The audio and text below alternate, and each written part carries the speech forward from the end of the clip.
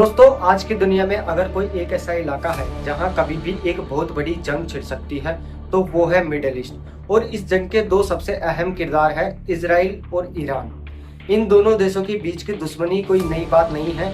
ये कहानी शुरू होती है साल 1979 में, जब ईरान में एक क्रांति हुई जिसे इस्लामिक रिवॉल्यूशन कहा जाता है। इस क्रांति के बाद ईरान में एक कट्टरपंथी इस्लामिक सरकार सत्ता में आई और तभी से इजराइल और ईरान के बीच के जो रिश्ते हैं वह पूरी तरीके से टूट गए।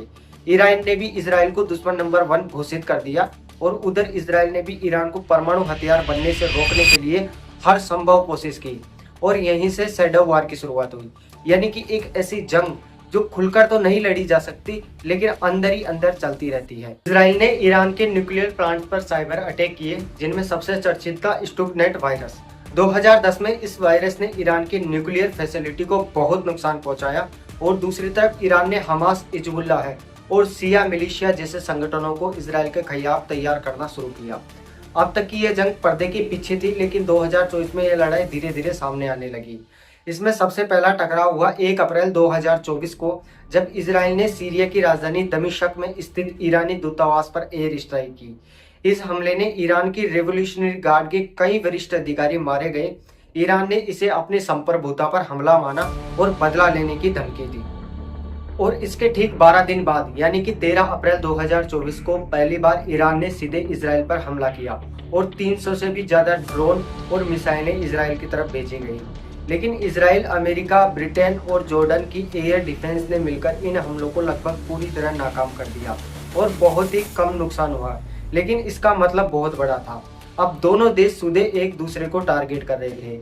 इसके बाद घटनाएं बहुत ही तेजी से बढ़ने लगी और जुलाई 2024 में तेहरान के हमास के नेता इस्माइल हनिया के काफिले पर हमला हुआ।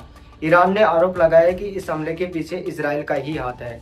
लेकिन सितंबर 2024 में हिजबुल्लाह के प्रमुख हसन नसरल्लाह को बेरूत में निशाना बनाया गया। यह हमला भी बेहद सटीक था और इसे भी इजराइल से ही जोड़ा गया। इन हमलों के बाद ईरान ने जवाब दिया ऑपरेशन ट्रू प्रॉमिस 2 नाम से और 1 अक्टूबर 2024 को करीब 200 मिसाइलें इजराइल के मिलिट्री ठिकानों पर दागी गई।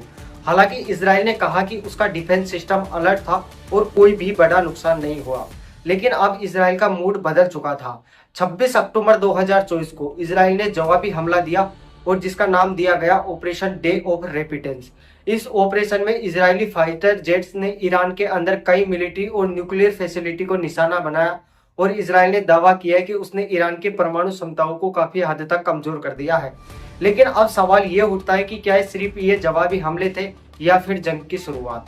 तकनीकी तौर पर देखा जाए तो अभी तक दोनों देशों ने एक दूसरे के खिलाफ सीधी जंग की घोषणा तो नहीं की है, लेकिन जो घटनाएं हुई हैं वह बिल्कुल वैसी ही स्थिति की ओर इशारा कर रही है जैसी रूस और यूक्रेन की लड़ाई में पहले देखी गई थी। एक तरफ है ईरान, जो खुद को मिडिल ईस्ट की सबसे बड़ी शक्ति बनाना चाहता है और न्यूक्लियर पावर बनने के बहुत ही करीब है, और दूसरी तरफ है इजराइल, जो कह चुका है कि वह किसी भी हालत में ईरान को परमाणु शक्ति नहीं बनने देगा। इजराइल की सरकार ने साफ कहा है कि अगर जरूरत पड़ी तो वो अकेले भी ईरान को न्यूक्लियर ठिकानों को नष्ट कर देगा। लेकिन ईरान भी पीछे हटने वाला नहीं है। उसने भी अपने डिफेंस सिस्टम को मजबूत किया और रूस और चीन के साथ रिश्ते बनाए। अगर ये लड़ाई खुलकर होती है तो इसका असर सिर्फ इजराइल और ईरान तक ही सीमित नहीं रहेगा। लेबनान, सीरिया, यमन, सऊदी अरब, अमेरिका और शायद भारत जैसे देश भी किसी न किसी रूप में इस जंग को प्रभावित हो सकते हैं, चाहे वो तेल के दाम हो, ट्रेड हो या फिर डायरेक्ट डिप्लोमेटिक असर। ये सिर्फ दो देशों की दुश्मनी नहीं है, यह एक आइडियोलॉजिकल युद्ध है। एक तरफ है लोकतंत्र और वेस्टर्न आइलैंड्स से जुड़ा देश और दूसरी तरफ है कट्टर इस्लामिक शासन वाला मुल्क जो खुद को मिडिल ईस्ट का नेता मानता है। इस टकराव का अंत क्या होगा ये कोई नहीं जानता है, लेकिन एक बात तो साफ है कि ये लड़ाई अगर खुलकर हुई तो पूरे मिडिल ईस्ट को जलाकर राख कर सकती है और शायद पूरी दुनिया को भी हिला सकती है।